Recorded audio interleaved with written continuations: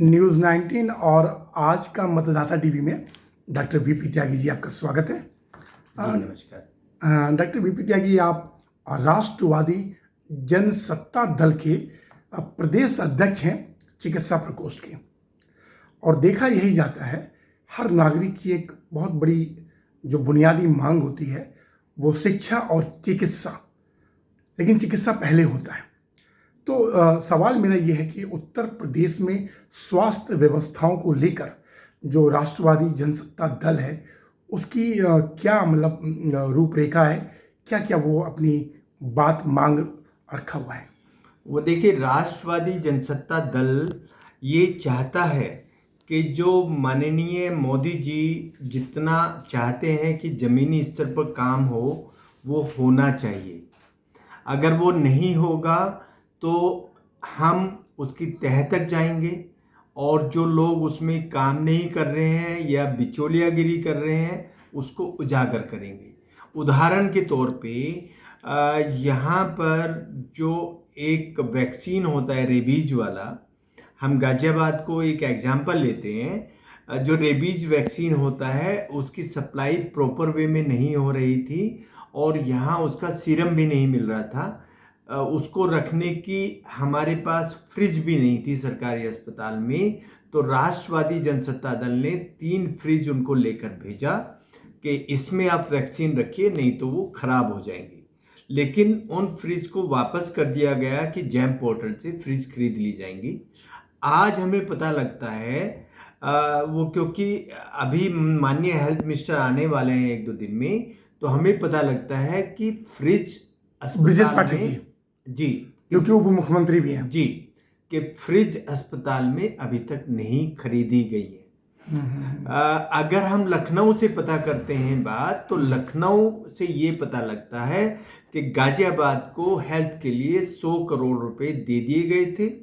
उसमें से 50 करोड़ रुपए अभी तक खर्च नहीं किए गए हैं और अभी मार्च आने वाला है। मतलब 1 महीने में 50 करोड़ खर्च किए जाएंगे, 11 महीने में 50 करोड़ खर्च किए जाएंगे गए हैं। अब आप ये देखें कि अगर बेसिक सुविधाएं नहीं है, जैसे हड्डी जोड़ने वाले स्क्रू नहीं है, इनके पास वैक्सीन रखने के लिए फ्रिज नहीं है, इन सर्दियों में मरीजों को हीट देने के लिए हीटर नहीं थे, या आईसीयू नहीं मिलता है, पथरी के ऑपरेशन के लिए दिल्ली भेजा जाता है मरीजों को, सीटी स्कैन पे उनसे पैसे मांगे जाते हैं, एक सीटी स्कैन पे 500 रुपये दीजिए, ऑपरेशन पे 5 से 10 हज़ार रुपये मांगे जाते हैं। और जो यहाँ माननीय मोदी जी ने जो दवाई के स्टोर बनाए हैं उनकी दवाइयाँ एक्सपायर हो जाती हैं, लेकिन कंसर्न्ड अधिकारी ये नहीं देख पाते हैं कि वो दवाइयाँ एक्सपायर्ड हैं।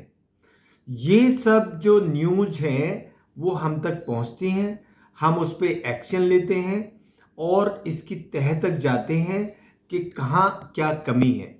आयुष्मान कार्ड जो माननीय मोदी जी ने 5 लाख रुपए का बेनिफिट दिया है, वो करीब 55 करोड़ जनता को दिया गया है, लेकिन यहाँ पर 105 अस्पतालों के बारे में बताया है कि आयुष्मान कार्ड से सेवाएं मिलती हैं, लेकिन अगर हम फ़ोन करके पता करते हैं तो हमें मुश्किल से 12 अस्पताल गाजियाबाद में ऐसे मिलते हैं कि जिनमें आयुष्मान की सुविधाएं मिल सकती हैं। नोएडा में 55 अस्पतालों की लिस्ट है, लेकिन 16 अस्पताल ऐसे मिलते हैं जिनमें आयुष्मान की सुविधा मिल सकती है। तो अपोजिशन का जो काम है वो ये है कि जो भी फैक्ट हैं, जो भी नीतियां हैं वो जमीनी स्तर पर पहुंची हैं या नहीं पहुंची हैं और इन सब में क्या चल रहा है। तो आइडियली हम जो हमारी सेंट्रल गवर्नमेंट पैसा दे रही है यूपी गवर्नमेंट को, यूपी गवर्नमेंट अपने डिस्ट्रिक्ट लेवल पे दे रही है, लेकिन वो पैसा जो हमारे जनप्रतिनिधि हैं डिस्ट्रिक्ट लेवल पे, ये उनका फर्ज बनता है कि वो जाएं, अधिकारियों से बातें करें और इस सब जो फंड्स आ रहे हैं इनके बारे में ये बात जन जन तक पहुँचे कि इतना फंड आया है और आप लोगों के ऊपर खर्च किया गया है, क्योंकि ये जनता का पैसा है। सर एक बड़ा सवाल, चूंकि आप चिकित्सक भी हैं, डॉक्टर भी हैं, जो ये राष्ट्रवादी जनसत्ता दल है, एक राजनीतिक पार्टी है जी राइट? जी। मैं ये आपसे जानना चाहता हूँ, आपने कुछ चीज़ें आपने बताई कि ये खामियां हैं, लेकिन क्या मतलब सरकार जैसे बीजेपी की है, स्वास्थ्य को लेकर किन किन और बड़े क्षेत्रों में काम करना चाहिए जो नहीं कर पा रही है? बहुत क्षेत्र अछूता है सर। देखिए, हम बताते हैं आपको, उदाहरण के तौर पे जो थोड़ा विस्तार पूर्वक। जी, इस बार का जो बजट आया है वो करीब 7 लाख करोड़ के आसपास का बजट था। एज पर फाइनेंस कमीशन उसका 8% हमें हेल्थ को देना चाहिए। तो फाइनेंस कमीशन भी हमारी सेंट्रल गवर्नमेंट का है। 8% मतलब हमें 56,000 CR हेल्थ पे खर्च करना है, लेकिन 27,000 हेल्थ पर दिया जाता है। आधा पैसा हो गया। उस आधे पैसे को भी जो डिस्ट्रीब्यूशन दिया गया है, अब जैसे वाराणसी में इन्होंने खर्च करने का वादा किया है 400 CR। 400 CR अगर ये एक शहर पे खर्च कर रहे हैं तो 75 जिले, 75 इंटू 4 कितने होते हैं? 30,000 CR होता है जी। वो कैलकुलेशन थोड़ा सा जी। राइट, मतलब पर डिस्ट्रिक्ट 400 CR 400 राइट। तो हमारे पास जितने हैं जिले, हाँ, अगर यस अप्रोक्स 30,000 राइट, 30,000 अप्रोक्स 30,000 का मतलब है कि हमें जो बजट मिला है वो मिला है 27। जी तो जी 30,000 कहाँ से देंगे? एक तो यहाँ इसमें प्रश्न उठता है। हाँ, ये प्रश्न उठता है। दूसरा, ये बोला जाता है इलेक्शन से पहले कि हर जिले में एक यहाँ पर मेडिकल कॉलेज होगा, एक गाजियाबाद में भी होगा या सब जिलों में होगा।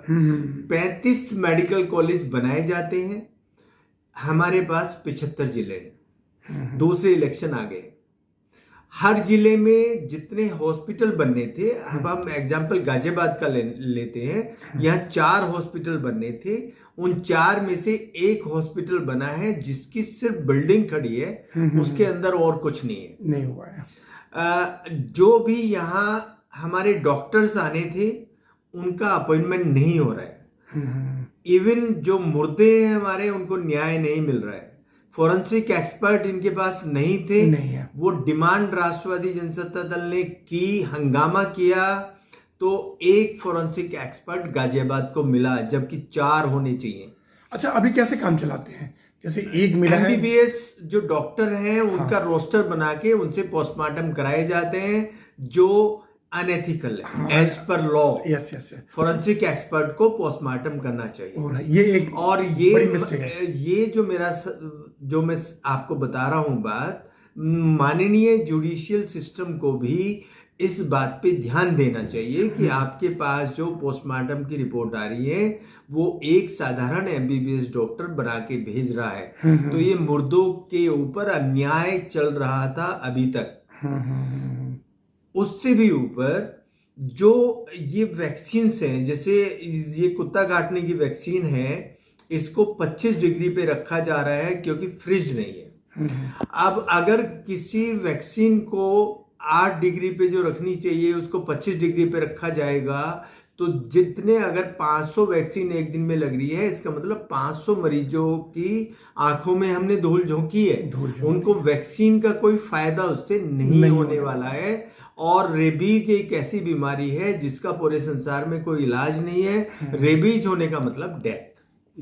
तो अब देखिए कितनी बड़ी संख्या में जो हमारी जनता है उसको धोखा दिया जा रहा है। तो ये बातें मैं इसलिए आपके सामने उठा रहा हूं कि जो हमें बजट मिल रहा है उसमें डिस्क्रिपेंसी है, और जो पहले से घोषणाएं कर दी जाती हैं उनमें सब चीजें हमें देखने को मिलती हैं। अभी हमें पता लगा कि एक अभी यहाँ पर राम वाटिका बननी है जी। 25 करोड़ रुपए उस राम वाटिका में खर्च होने। 25 करोड़ रुपए एक राम वाटिका में खर्च किए जाएंगे, लेकिन सफाई के नाम पर शहर में सफाई कर्मचारी नहीं है। जो पार्कों की सफाई है वो जिनके आसपास पार्क हैं वही सफाई कर रहे हैं। जैसे मेरे पास पार्क है तो मैं अपने आप उसकी सफाई करता हूँ या अपने कर्मचारियों से करवाता हूँ। तो इसमें जो मेयर हैं वो भी भाजपा की हैं, ये ट्रिपल इंजन की सरकार है, लेकिन सफाई का नामो निशान नहीं है। हिंडन गंदी है, पार्क गंदे हैं, नाले गंदे हैं, मतलब बेसिक इंफ्रास्ट्रक्चर जो होना चाहिए वो नहीं है। सिर्फ जो यहाँ के जनप्रतिनिधि हैं वो जो माननीय मोदी जी की मेहनत है उसके ऊपर सब लोग पानी भी फेर रहे हैं और उसके ऊपर खा रहे हैं। अगर यहाँ किसी को टिकट मिलेगा भाजपा से तो वो अपने आप को ये समझता है कि मुझे जनता के बीच जाने की जरूरत नहीं है, मेरी जीत पक्की है। तो ये किसकी मेहनत है? ये मोदी जी की और मोदी जी की और योगी जी की मेहनत है।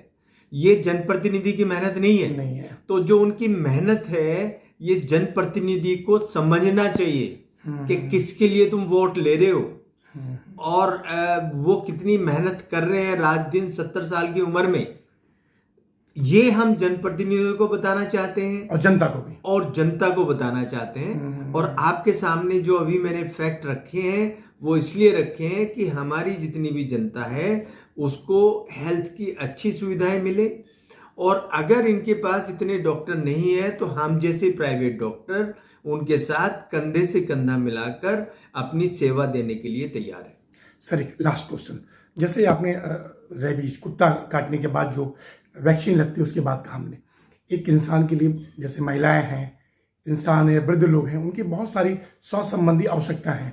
थोड़ा सा बता सकते हैं बारीक, क्योंकि आप डॉक्टर हैं, कि और किन किन क्षेत्रों में ये नाकाम हो रहे हैं।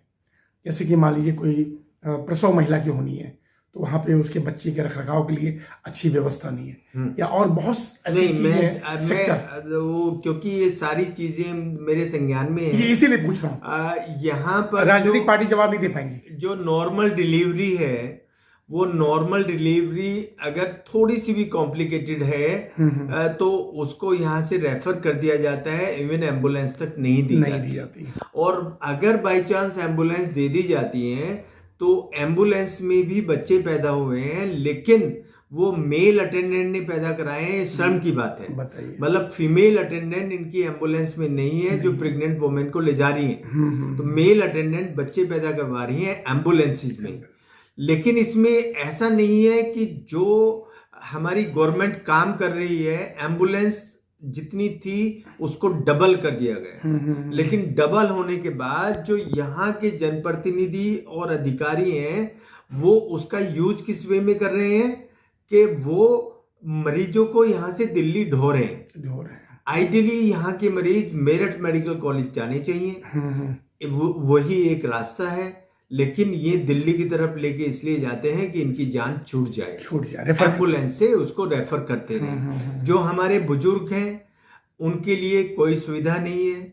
जो हमारी जितनी भी महिलाएं हैं उनके लिए कोई जो होना चाहिए कि उनको 1 साल में वैक्सीन लगे घर पे जाके, इन्फ्लुएंजा वैक्सीन, वो भी घर पे जाके नहीं लगती है। वो अगर किसी को कॉल करते हैं, एम्बुलेंस के लिए कॉल करते हैं तो उस वक्त तक उनका हार्ट अटैक हो जाता है। उदाहरण के तौर पर गाजियाबाद में जो रमते राम रोड है वहां हमारे एक माननीय सीनियर सिटीजन मनमोहन गोयल जी उनका घर था। वहां उनको इमरजेंसी में अस्पताल ले जाना था, लेकिन क्योंकि उस पे इतना जाम था कि वो टाइम से अस्पताल नहीं पहुंच पाए और उनको अपना जीवन देना पड़ा। मृत्यु हो गई। सेम उनकी जो मैडम है वो अस्पताल में आईसीयू में एडमिट रही। और लेकिन अगर कोई एम्बुलेंस जाती है तो उसके लिए भी रमते राम रोड पे, जो कि 4 गाड़ियां एक साथ निकल सकती हैं, वहां एम्बुलेंस के लिए रास्ता नहीं है। ये मैं उदाहरण के लिए बता रहा हूं।